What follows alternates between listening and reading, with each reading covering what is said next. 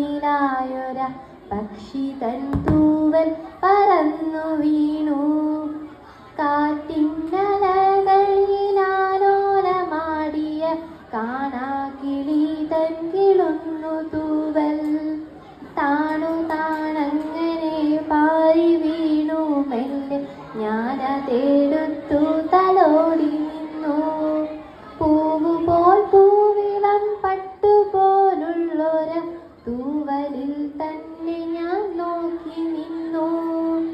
ഏതു കിളിതൻ ചിറകൊളിയിൽ നിന്നും മേതുമേതുള്ളിയിൽ നിറ്റു വീണു.